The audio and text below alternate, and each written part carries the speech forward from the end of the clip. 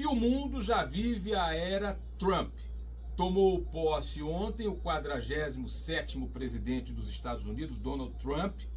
Ele que volta à Casa Branca depois de um hiato de 4 anos, tendo perdido a eleição para o democrata Joe Biden, e assume já tomando medidas protecionistas, medidas que já eram esperadas. Ele foi eleito, ele ganhou no sistema americano de votação na maioria dos estados, e com uma vantagem aí de pouco mais de 2 milhões de votos sobre Kamala Harris, prometendo medidas de proteção aos Estados Unidos e com o discurso do Great America, Make America Great Again, ou Faça a América Grande novamente, ou America First, América Primeiro, tem sido o que tem prometido Donald Trump. Já tomou algumas medidas nesse sentido. Filhos de imigrantes não legais não poderão mais ter cidadania americana. Ele saiu da Organização Mundial de Saúde. Trump é assumidamente um negacionista da ciência, ele nega a ciência. Ele saiu do Acordo de Paris, que é o Acordo do Clima, e ele estabelece que a política americana tem que ser a política econômica ligada ao petróleo, né, a toda a tecnologia em torno da retirada fóssil e não da energia renovável, também uma posição que ele já tinha adotado. Deu perdão aos invasores do Capitólio no janeiro americano e vem tomando outras medidas. A fala dele, a fala de posse do presidente, afirmou tudo isso, né? Algumas frases que ganharam efeito. Ele não quer mais chamar o Golfo do México de Golfo do México, quer chamar de Golfo Americano. Ele quer a Groenlândia, mas por interesses econômicos, porque aquele gelo ali está derretendo, aquilo ali vai ser um corredor importante econômico para o mundo, com esse fenômeno climático que ele próprio nega. Ele tem interesses comerciais ali, que ela fala sobre o Canadá, ameaças ao México, ameaças aos imigrantes, principalmente aos ilegais, o protecionismo da economia americana, taxação dos BRICS, que são os países em desenvolvimento que têm relações comerciais com os Estados Unidos. Então não é nada diferente do que ele tenha prometido. Agora, em relação ao Brasil, ele deu uma declaração, na verdade não só em relação ao Brasil, mas ele falou também em relação à América Latina, respondendo à pergunta de uma jornalista brasileira. Ele disse que pretende ter uma boa relação com o Brasil e com os países da América do Sul, da América Latina, mas deixou claro, na sua visão, que esses países dependem muito mais dos Estados Unidos do que os Estados Unidos dele, desses países. Fez essa declaração com o viés econômico das relações comerciais, dizendo que esses países precisam mais. E o que eu acho curioso, engraçado, é que parte da economia brasileira, que tem adesão à direita ou mesmo à extrema-direita, setores ligados ao bolsonarismo, estavam torcendo pela chegada do Donald Trump ao poder e podem sofrer as consequências disso. Esses que torceram pela chegada dele, porque essas medidas protecionistas podem envolver a taxação para a importação americana de itens de consumo, de produtos produzidos no Brasil. Então, inclusive, também com relação com o agronegócio.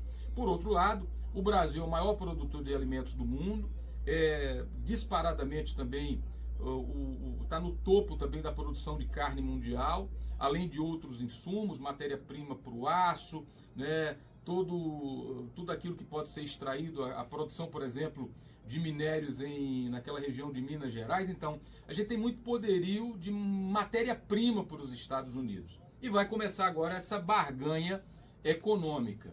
O presidente Lula já deu uma fala dizendo que deseja sucesso ao Donald Trump e, ao contrário do que esperavam alguns bolsonaristas, aqueles que ainda têm esperanças de que haja uma imposição americana sobre a soberania do Brasil, na fala do Trump não houve nenhuma ameaça à nossa hegemonia soberana das nossas instituições. Aliás, ele não fez isso ainda em relação a país nenhum e nem pode.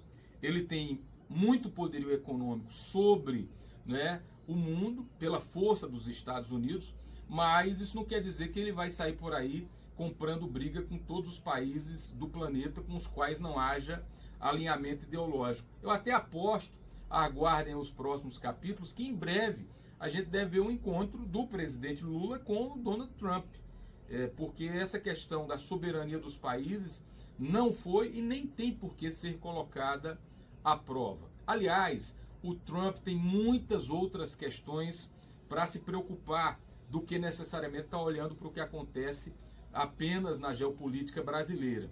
Tem a guerra da Ucrânia, que ainda está em andamento, tem a guerra de Israel contra o Estado palestino e o Hamas, dizimando milhares de pessoas, e ele tem interesse de que esse cessar-fogo seja garantido. Existe a disputa comercial com a China. Você viu recentemente o episódio envolvendo o TikTok, que é chinês, e o Trump até deu uma declaração de que é importante que uma empresa americana compre o TikTok. Então está se falando inclusive no Elon Musk. Então, em linhas gerais, primeiro, há uma preocupação com o que falou no seu discurso Trump, mas com a convicção de que ele já faria isso. Ele é um negacionista climático, ele é um negacionista em relação à ciência, ele já tinha dado declarações anti-vacinas, ele é um protecionista rigoroso. Agora, uma coisa que é importante dizer, ele é muito mais inteligente do que foi o presidente Bolsonaro. Eu digo isso porque a extrema-direita no Brasil foi tão infeliz e tão mal bafejada pela sorte, ou foi tão azarada, que na hora que chegou ao poder, chegou com um dos seus piores representantes, pela limitação do Bolsonaro, pelas trapalhadas, pela desconfiança de todo mundo, o sentimento de que sempre tinha alguém querendo traí-lo, não tinha coesão de bloco, teve dificuldade com o Congresso. O Trump tem, além de mais inteligência, de mais preparo em relação a isso, e você pode perceber que os líderes sul-americanos, eles se dirigem ao Trump quase como subservientes, né? Como se o Trump fosse uma santidade, e eles abrem mão, inclusive, do direito de soberania nacional, em detrimento do que pensa o Trump, se comportam meio como lacaios do Donald Trump. Ele tem mais liderança, ele é mais inteligente nas suas convicções, quer dizer, e isso preocupa porque ele tem condições, de fato, de levar à frente boa parte daquilo que ele sinaliza. Tem a maioria no Congresso, diferente dessa salada do Congresso brasileiro. Os republicanos são maioria tranquila e ele tem o controle do judiciário. Eu até me pergunto se daqui para o final do mandato, porque pela lei americana, um presidente não pode ter mais de 2 eleições, sejam consecutivas ou não. E eu me pergunto se o Trump, com todo esse poderio que tem no Congresso americano e também na Suprema Corte americana, não vai tentar um tapetão, a virada de mesa até o final do mandato para garantir o que se pode chamar de poder supremo com mais 4 anos. Vamos aguardar os capítulos. O mundo tem uma nova ordem política e agora é aguardar os próximos passos. Apertem os cintos que o Trump está no controle da nave.